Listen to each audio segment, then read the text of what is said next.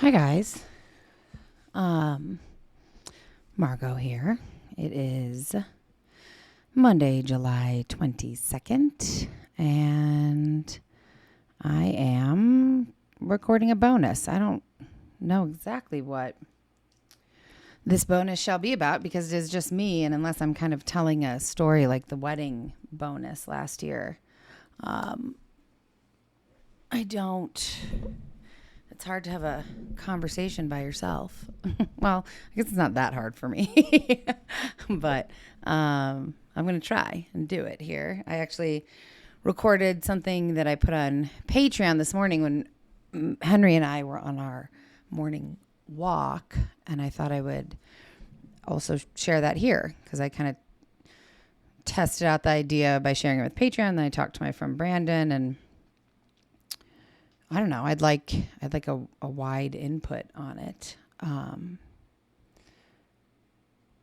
So yeah, I'll share that in a second. Let's see. How's everyone's weekend? I know you can't respond, but I think I mentioned maybe in one of the recent episodes that I would love to do try recording live, I guess on, I don't know, YouTube. I'm not sure. I'd have to look. I mean, I know that you can do it through StreamYard, and I know you can record live on YouTube and obviously go live on Instagram and stuff. But for a day like today, it would be perfect where I could have let everyone know, let our whole, I don't know how many followers we have on Instagram, like 300 something, maybe, know that I was going to do a live bonus episode today. And maybe done it later in the day when most people are home from work. And then I would have things to talk about because I would just sit here and see what you guys are commenting. And I still have Micah's questions written down, unpopular opinions and hills I would die on. And I really have been thinking about them and I still don't have an answer.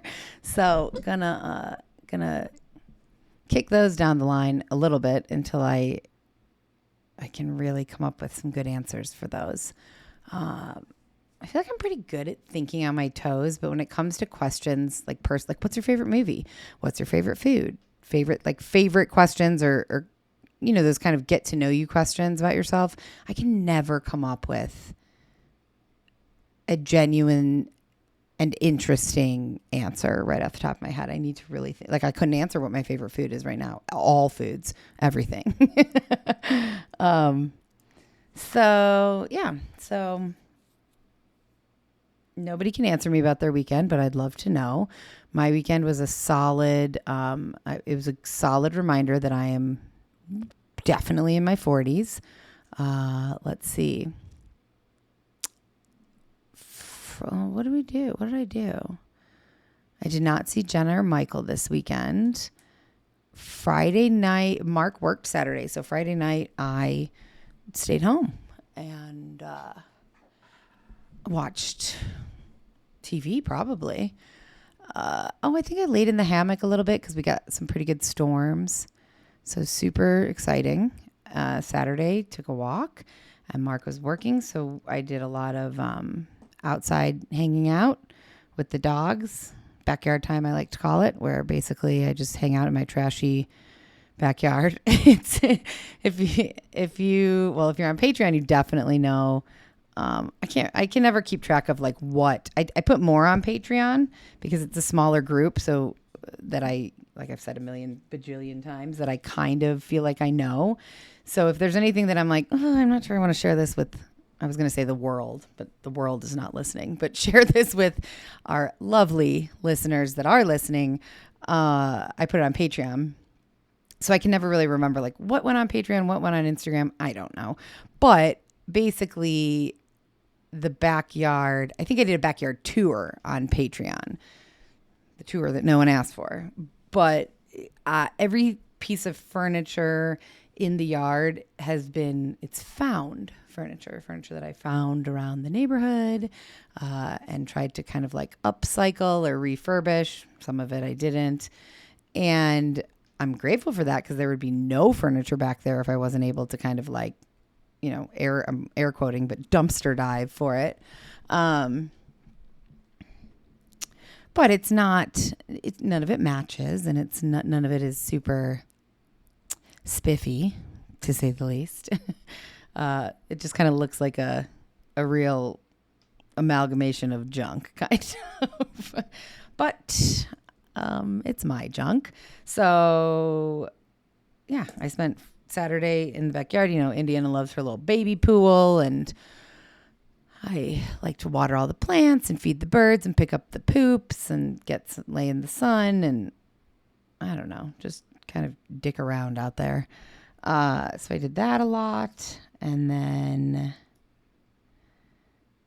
Mark came over and we made tacos.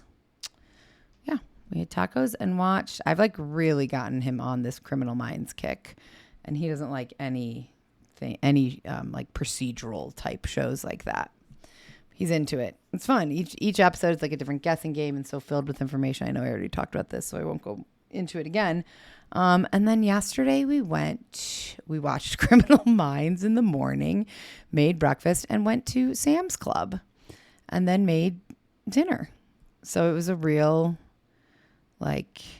eventful weekend. But I'm trying not to drink too much, so I didn't really drink at all this weekend, and kind of like homebody TV weekends is conducive to not drinking. It helps with that.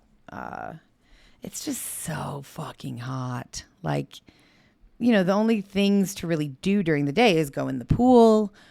And Mark is very fair skinned, so that's not his favorite thing to do. I could sit in the pool all day. But also going to the pool, it's kind of let's bring the stereo and make some cocktails, and it's still really hot. So if you're not at the pool, it's got to be something really inside. And, the movies, the casino, which we went to a couple weeks ago, which is fun. And we just go to, because it's something to do. So it's take $50 and just try to maintain, not lose it immediately, and just play with $50, win a little, lose a little, for a couple hours. But again, financially, not a super smart Saturday activity. So there's just not a ton else to do. We have a blast at Sam's Club or Costco though. So sounds like the most boring thing in the world, but it's equivalent of going to IKEA for me. It's just fun to look at all the random things and people watch and whatnot. It's probably honestly more exciting than this podcast that you're listening to right now. What else? Today I am, recording this. Jim is in Africa, so we don't have any recordings or meetings or anything, but I'm trying to catch up on stuff for him. As always, still job hunting. And then I think I'm going to take Indiana to my dad's house later, which is terrifying me a little bit. So I know I've talked about my dad on here. I don't know how much. Obviously love him very much. He's the only parent we have left. And when I was living in Atlanta, after my mom died, my dad and I were really close, probably the closest we've ever been in my life. We talked on the phone every night, because after my mom died and I got divorced, I had really no friend. I mean, I had one or two friends, and I had people that I worked with at Cavalry and stuff, but I had zero social life. So my dad, and there was with the 3-hour time difference, it was perfect, because I would be taking Henry for our night walk around, 8 o'clock at night. My dad, that was cocktail hour here. And we would talk about the dogs, about what we were eating and cooking, because we both are into health. And I guess I should preface that by saying that when my mom was alive, my dad and I never spoke on the phone. I would talk to my mom every single night, and I'd be tell dad I say hi, how's dad doing? but we never spoke on the phone. Maybe on my birthday or something, or Christmas if I wasn't there, something like that. But my mom and I spoke on the phone, I mean, multiple times a week through my entire adult life. And then, I don't know, when I was married, I guess, and up until she died, every single night. So my dad kind of took over, like filled that role once my mom died. And I was extremely grateful for it. And it was nice to kind of build a relation. It sounds weird because I was like 30, however old, I don't know, 35 or something, 36. But I feel like our relationship grew a lot more than it had ever in my whole entire life since I was like a child. I mean, when I was a kid, we lived together, obviously, so I was close with him. But I was also a teenager and an asshole, so I wasn't that close with him. Anyways, it was really nice. And then when I moved here, I don't know what happened, to be honest. I realize this is not a therapy session, so I won't go too deep. But I don't know what happened. I don't know if it was the fact that I was here and like literally live 6 minutes away from him, or that I was here and I suddenly had friends in Jenna, Michael, Mark, and our good friend Dave lived here for the first year that I was here before he moved. And so I had people around a lot. Mark and I started dating pretty quickly after I moved here. So I was not alone nearly as much. So I don't know, probably a combination of all of that we kind of, the phone calls were like once a week ish.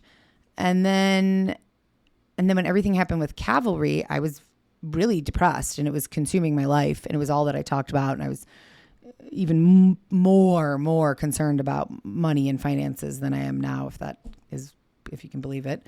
And I would talk to him about it. And he didn't want to hear about it because he has his own concerns and worries and stresses and doesn't necessarily want to. It was probably a bit incessant on my behalf. But it was like, he has his own issues. He doesn't want to be constantly having to talk about all this kind of frustrating, depressing, stressful stuff with me. And so he's like, I just like, don't, he was like, don't call me at night to talk about this. It's too stressful at night. I was like, well, I'm not going to call you during the day because I'm trying desperately to find work. And I don't know, it just kind of fell off and we don't really talk on the phone anymore. But I am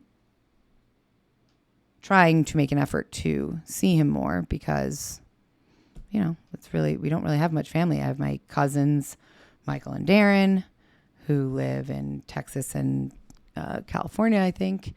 And my second cousin, Susan, in Chicago, and my Aunt Patty in Florida, and me and Jenna and Dad. That's it. Those are the only remaining living members of our somewhat immediate family. I know we have extended family, I think, in Italy still. But that's about it. And he's my dad and I love him. Oh gosh, this is really, I should map out what I'm going to talk about before I just get on this microphone because for everyone's benefit. Anyways, entire point of that long rant is that I don't know. It's weird when somebody lives so close.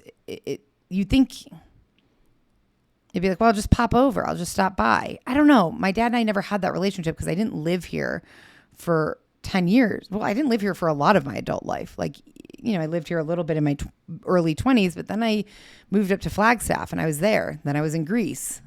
And then I got back from Greece and was in Flagstaff. And then I was in Atlanta. So it's really the only time, this is really the only time that I've actually lived here in Tucson as an adult, not a 21-year-old idiot. So my dad and I really never had that type of relationship. If my mom was still alive, we did. So I know that I would, even though I didn't live here when she was alive very much, that was just our relationship. I would have stopped by. She would have stopped by here all the time, probably every day. But I don't have that type of relationship with my dad, and I'm not going to speculate as I don't know why. But should I just stop this and start completely over? Have people fallen asleep?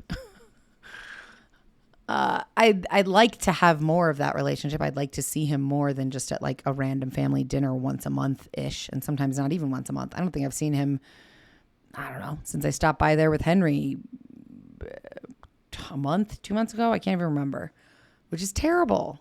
Like, he lives right here. I don't know.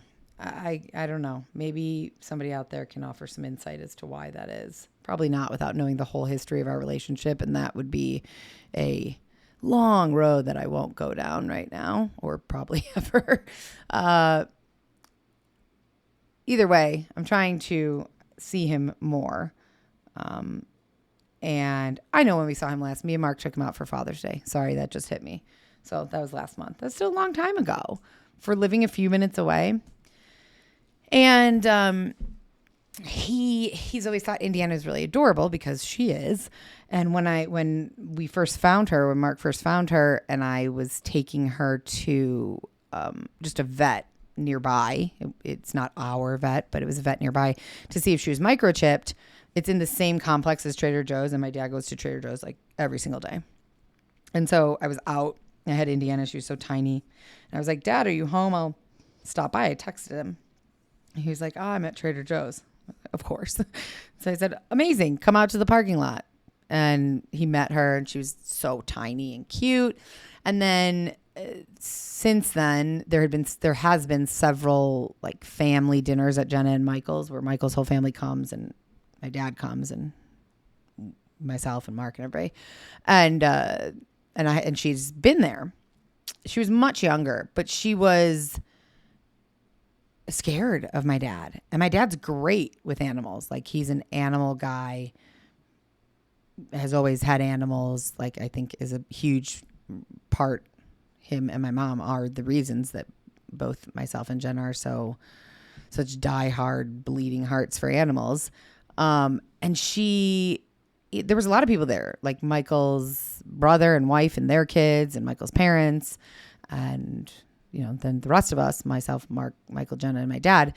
And Indiana was, you know, hesitant of people, but mostly just hesitant of definitely my dad and a little bit Michael's dad. So I don't know if it's like a male thing, but she loves Mark. She loves Michael. My dad, you could tell, was he was like hurt. He was like sad by it, you know? He was like this cute, sweet dog. He's trying so hard to pet her and to get her to come to him. And she's just like scared. And the last time I think that he came to my house for dinner must have been his birthday. So this past December. And she was better, but she still was scared. He really wants her to like him, and so do I. So I'm going to bring her over there, I think, today. Now, here's like the caveat that goes with this. So my dad has a dog, Butch, who's the sweetest rescue pit bull ever. My dad got Butch when he was maybe a year, and like when my mom died, was Capone still alive? Yeah, he was. So when my mom died, Capone was still alive. He was my pit bull that I found here in Tucson way back in like 2002 or 2003, something like that. And had Capone, you know, for years. He lived in Flagstaff with me. And then when I moved to Greece, I asked my dad to take care of Capone for the year that I was there, which he did. You know, I wouldn't trust really anybody with any of my pets except for my family for a full year. I also had a cat at the time that my old friend or ex-friend, we're not friends anymore, and not because of this, but friend that I had who was subletting my apartment for the year. When I was in Greece, I left my cat there. I was like, can you just take care of Cat? That cat's name was also Cat for while I'm gone. I mean, it's a big ask, but like, I don't know, Cat's pretty easy. So And she agreed. And then I came back and Kat was gone. She had, I don't know, gotten sick of taking care of Kat, one of her friends really liked Kat. So she said, well, you can take Kat until Margot gets back. And that person took Kat and then gave Kat to his parents, and then, which lived in Northern California, and then Kat got eaten by coyotes. So I literally will never trust anybody to take care of a pet of mine for an extended period of time, except for family, probably. So anyways, my dad took Capone.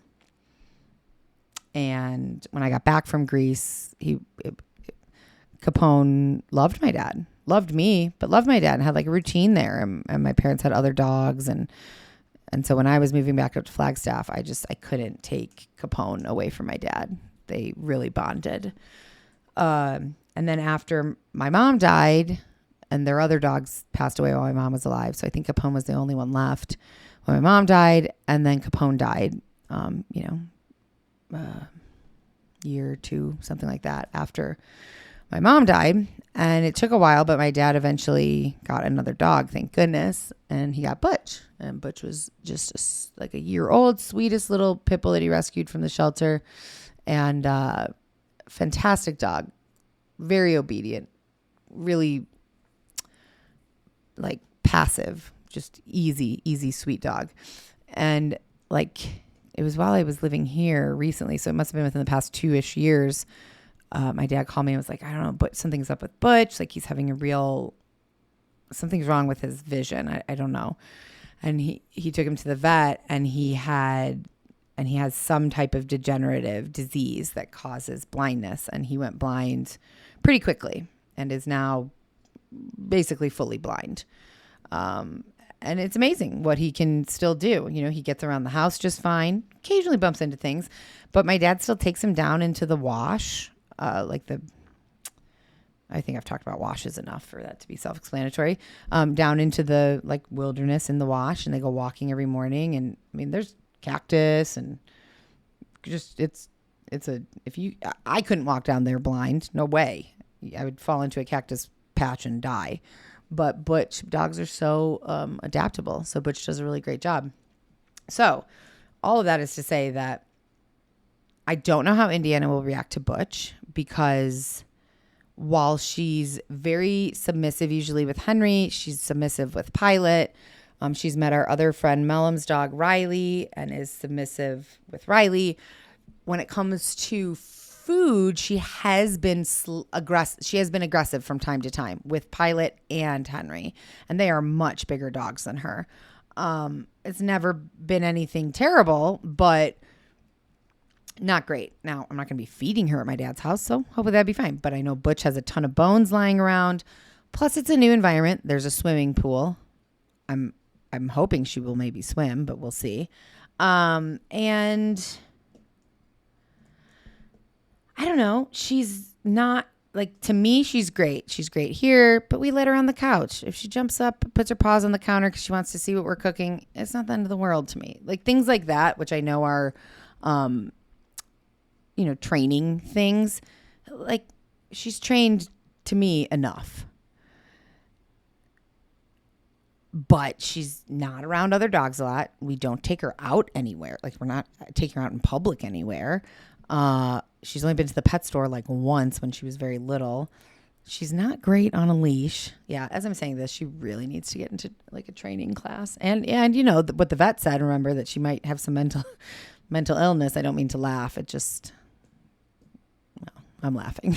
And my dad is very particular, and he's very protective of Butch and loves Butch very much, as he should. And so I'm just a little bit nervous. Like, what if she freaks out? What if she doesn't understand that this dog is blind? What if she thinks he's like weak? And, Indiana kind of likes to be like a pack leader.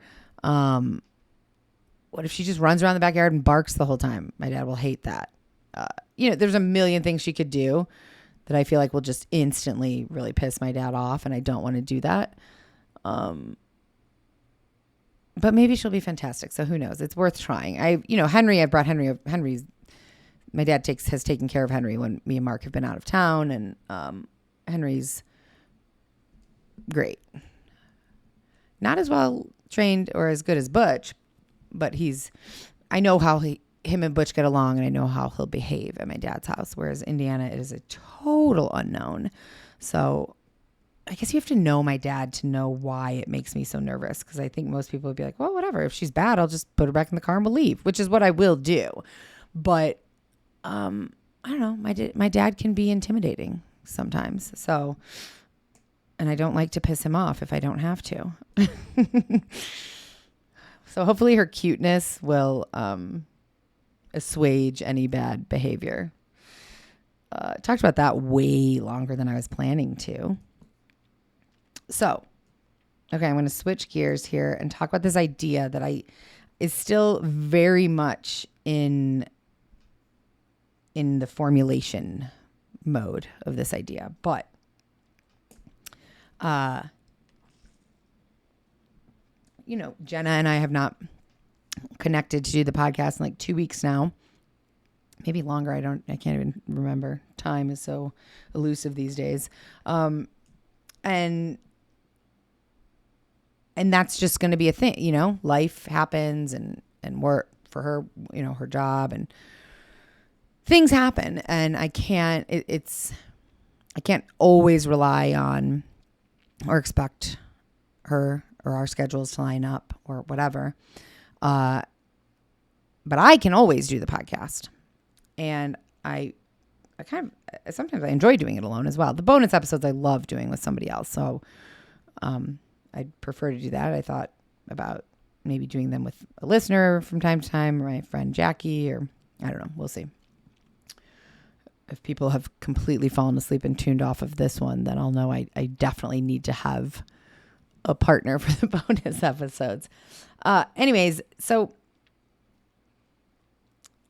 I am constantly trying to find things that like make me excited and inspired, because until I decide that I cannot survive financially doing what I'm doing, working in this podcasting, producing, industry, which I hope never comes, but who knows?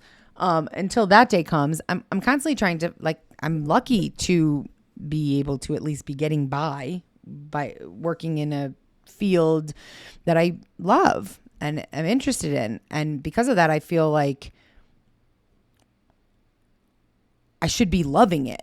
And everything has kind of paled in comparison since Cavalry fell apart. And I think that that's too deep of an issue. That's something I talked about in therapy. So it's too deep of an issue to go into right now. But I think I may be standing in my own way a little bit, because I'm constantly comparing everything to like that time at Cavalry, the work I was doing, the people I was working with, the security I had. And obviously that all those things are gone now. But that doesn't mean, I love working with Jim, and I'm really excited about the upcoming year. He has a lot of great ideas, and he allows me to share my ideas with him and the rest of the team, and that's great. But I'm always wanting to continue trying to find things that I get really excited about, or make me excited, or inspire me, or I'm like,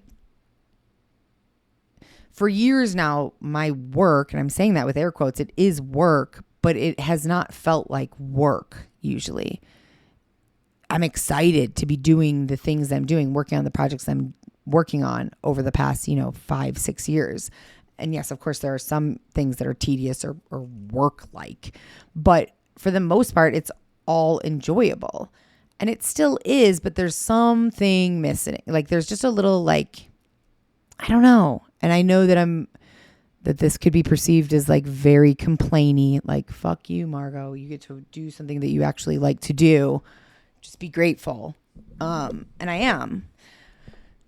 But I think that podcasting, writing, even producing, no, you don't always get to choose what podcast or project you're going to be working on. But I have the option to do that. This is my podcast.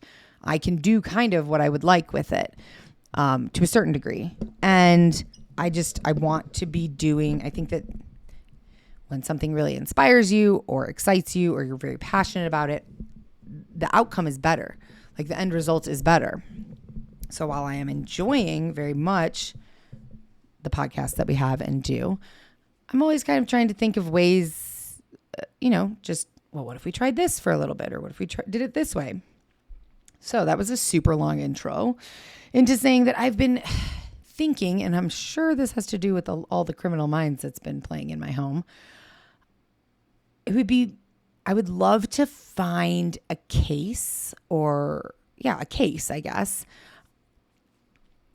that is unsolved, whether it be a murder or a missing person. I think I've narrowed it down to like those two that's take from here in Tucson, ideally, so that I could really like dig into it. And by that, I mean like request the case files, try and contact the detectives, the family, the friend, everyone who's involved, like go to the actual locations of things that had to do with the case, and then kind of do it in real time. So I know that generally the kind of scripted true crime podcast, whether it's one host, two hosts, whatever, it's often, if it's a serialized one where it's not like Death by Southwest, so it's not a different case every week. I know there's a ton that are like that, but the ones that aren't, that are kind of, 10 episodes on this one crime or one story, they're planned out. They're researched, the interviews are collected, because I've worked on shows and have friends who've made those shows like that. And it's all done, and it can take months and months and months, and then you record them all, and then you release one a week for 10 weeks. And at the end, you hopefully have, you either have a conclusion to the crime or the story, or you don't, but you form your own conclusion, whatever. And that's, I think, with podcasts that focus on one case or one crime, that's the more common way for it to be done. Now, there may be podcasts that do it in the way that I'm going to suggest in a second here. I don't know. I'll have to look into that. And I don't know logistically if this actually would work or if it would even be interesting. It might be terrible. I'd probably have to really learn how to reel it in and be more concise. But I would love to find a case or a story or a crime, whatever you want to call it, and kind of dig into it in real time, though. So like, let's say I started next week, which I wouldn't because I don't have a case, but it would be like, okay, so this is episode 1 of this little, fork in the road of Death by Southwest. So we're going to go this way for a month or 2 or however long it takes. And it would be unknown how long it would take because I wouldn't plan it out ahead of time. I would pick a case that seemed like it had, I don't know, enough information, was interesting enough, was fascinating enough, was heartbreaking enough that I wanted to try and, and look, I'm not clearly not an investigator, not even a journalist. But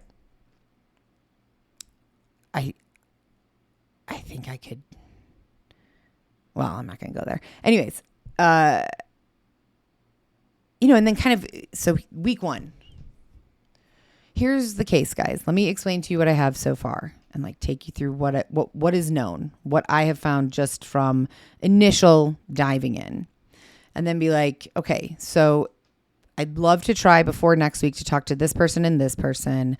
I'm going to try to get in touch with this detective and get these files. I'm really wondering about this, and this, etc.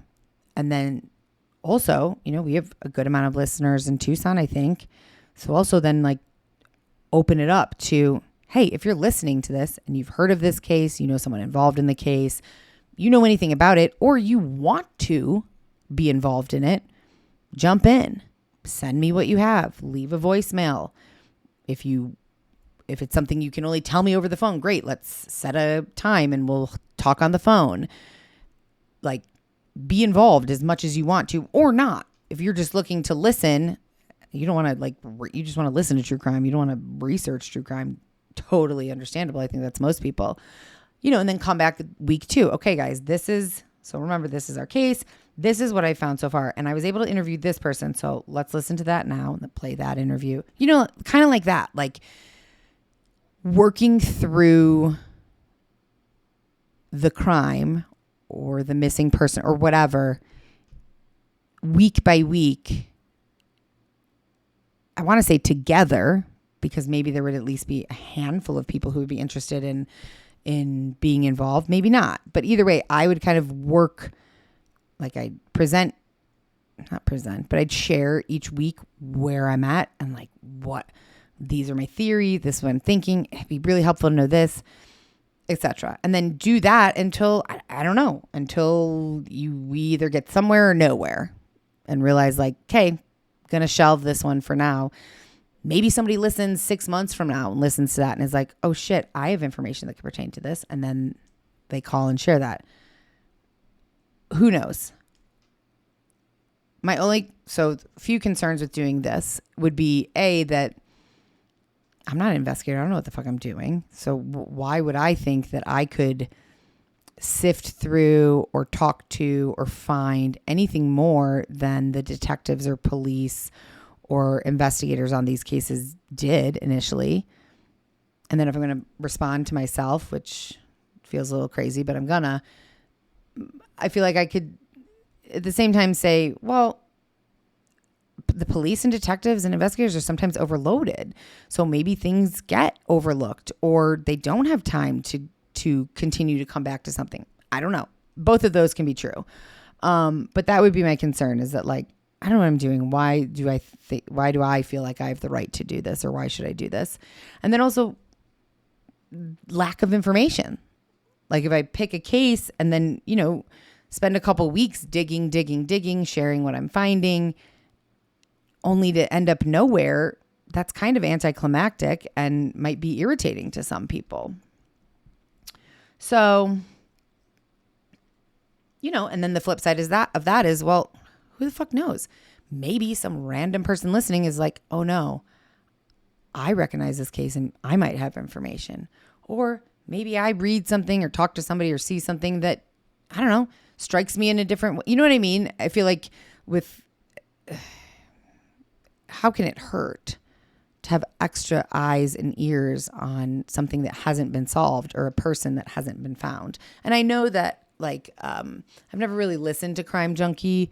I know that's obviously one of the most popular true crime podcasts. And I think I read an article where it was like her goal with every episode is to shine a light and hopefully find I think some episodes are missing people, some episodes are murders, and a lot of them are solved, but some are not. And for the ones who are not, her hope is to always kind of find new information or something. Correct me if I'm wrong. That may be incorrect. I don't know. I thought that's what I remembered reading. So obviously I think that's with a lot of true crime podcasts. A lot of true crime podcasters, their goal is to find new clues, to solve something that's unsolved, to find somebody who has never been found, things like that. And that's a great goal. That's never been our goal with this show. I think bringing awareness and shining a light and all of the things that we've talked about way too much. But, solving an unsolved crime was never the goal and never something that we set out to do ever. And I don't think that would be the goal here, but I don't know. It's selfish, I guess, because it's something that I would love to try. Because right now I'm just interested in trying any and all the things that might be exciting and kind of, tickle that creative bone in a different way. But yeah, so I would really love to hear anybody's thoughts on this. Good, or like if you think this is a terrible idea, please tell me. If you think it's a wonderful idea, I'd love to hear. And if you have any feedback or input, like, well, that's a good idea, but you should do it this way, or that's a great idea. I think you should look into this case that was never solved. I just went on the online and spent about 2 hours going through and looking at unsolved homicides and missing people in Tucson. And I mean, I could do this for Flagstaff. Phoenix is just, I could do it for anywhere in Arizona, really, because I could technically drive and know people where I could spend a little bit of time in most places in Arizona. But Tucson's obviously going to be easiest because I think that would be really an interesting aspect that we don't have in this show thus far, really, is being able to look at a case and go to the home, the park, wherever, drive down the street where they were last seen driving or whatnot, and video that and share that. And so I was looking at just unsolved. There's so many unsolved murders. It's frightening. And so many missing people. And I just wrote down, I don't know, 20, 25 here. And then I came across an article that said, since since last month, in Arizona, 22 kids. So it's between, I want to say that the article said it was between the ages of 11 and 17, but that may be wrong. Hold on, I'm looking at the article right now.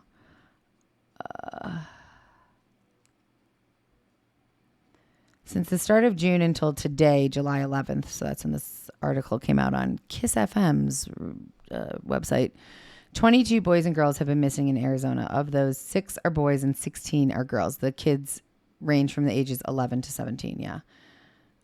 I mean, that's shocking.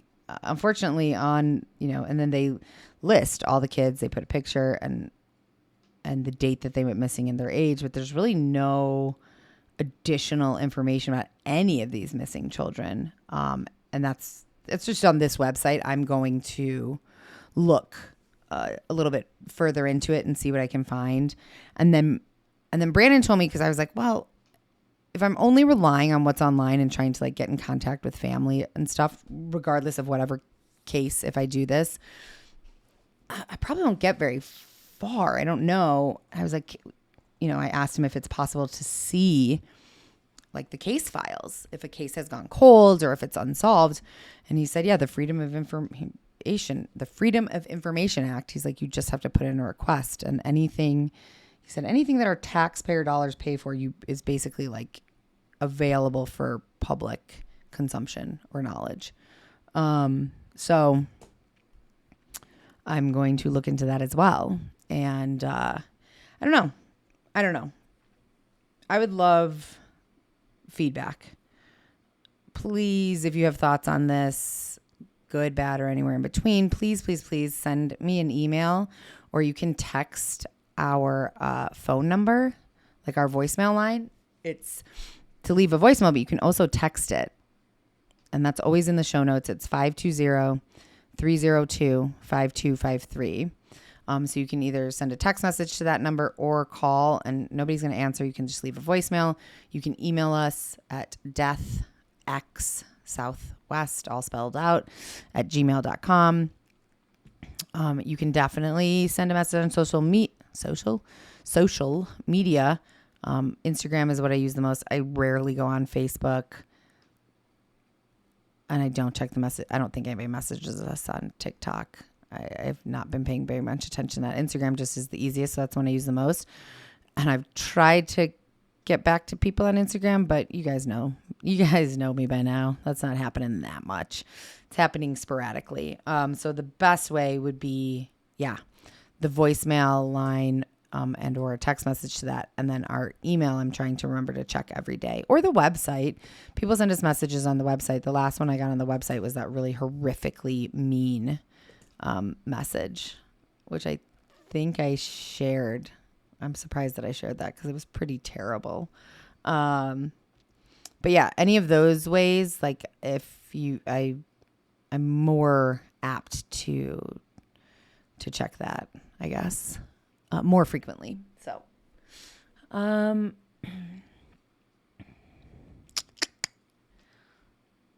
that's it. Oh, I know. I wanted to ask if anyone listening has one of those under desk, walking pad treadmill things. I just got excited. I thought we got like a new email. It's not though. It's from somebody telling me that my website looks good, but it has serious errors in the source code that make it difficult to find on Google. Well, that's fine. I'm not trying to be the top ranker on Google. Sorry, I got distracted by that. So yes, I've been wanting one of those under desk walking pads. If you're on TikTok at all, I'm sure you've seen them, because TikTok, I feel like, is just now all about TikTok shop. Every single thing, every other video is a different person like talking about buy this in the TikTok shop, and it's quite annoying. But I've been looking at them on Amazon, and it's not something I need. And they range from like $100 to $300. So it's a big purchase for me. And it's not something that I'm willing to like willy-nilly just get one. Like, oh, if it sucks, whatever. Like, it's something I'll need to like save up for. But I'm walking in the morning. I can't really walk at all the rest of the day because it's so hot. And I like to work standing up. So I thought this would be a great way. I get tired just standing. I would like to be walking. And I just can't decide. I've looked at every single one that's like $300 or under on Amazon. I've looked at them on TikTok. They all are about the same. They all go up to about 3.8 miles per hour. They all have like a weight limit of like 275 pounds or something. And they have 2.5 horsepower is what I was told is like the best. You need to have that or higher.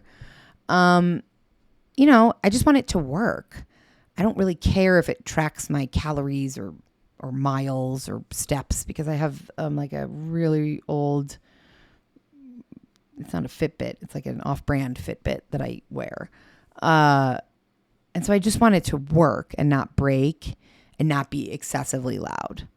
So if anyone has, and they're smaller than a treadmill. They're a little more narrow or a little shorter. I'm a short person, so that's fine with me. But it's hard for me to gauge, like, is that too narrow? You know what I mean? It's hard to tell online. So if anyone out there has one of these walking pads or treadmill things, and you really love it or you really hate it, please let me know. Please, please, please send an email, a message, any of the millions of ways to contact us, and tell me either what you have if you love it, or what you have if you hate it, so that I know not to buy it if I ever get around to buying it.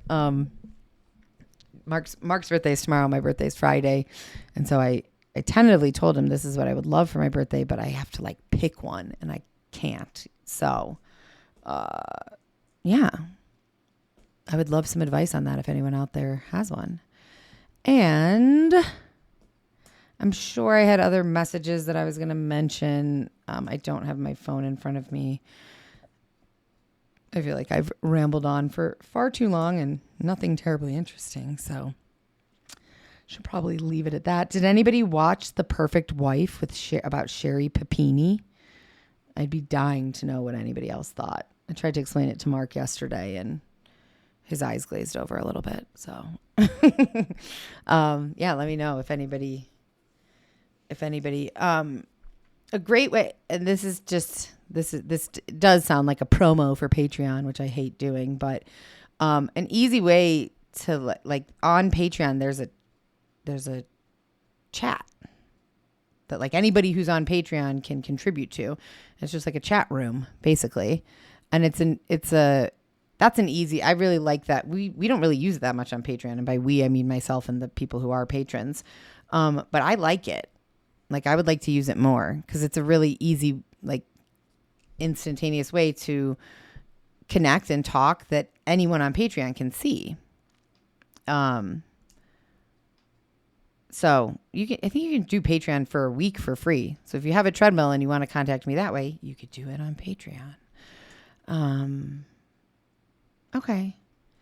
That's all. I will shut up. My mouth is getting dry. I have to go pick up my dog that I take to doggy daycare. Not my dog, but the dog I take to doggy daycare, Jinx, and take him to doggy daycare. So I will sign off and export this and upload it. And then I know I said I was going to do part 2 as like an extra episode last week. That clearly didn't happen, but I'm going to record it today. and it will be out to you tomorrow. So please contact me if you have any information about a good treadmill. Well, walking pad, not a treadmill. Can't afford a treadmill. Or any input on the like real-time podcasting idea. And other than that, I hope everyone is having a fantastical Monday. And if you're in Arizona, I hope you're staying cool. And thanks for listening, guys, and sticking with me through all the ups and downs of this podcast and life. Bye, guys.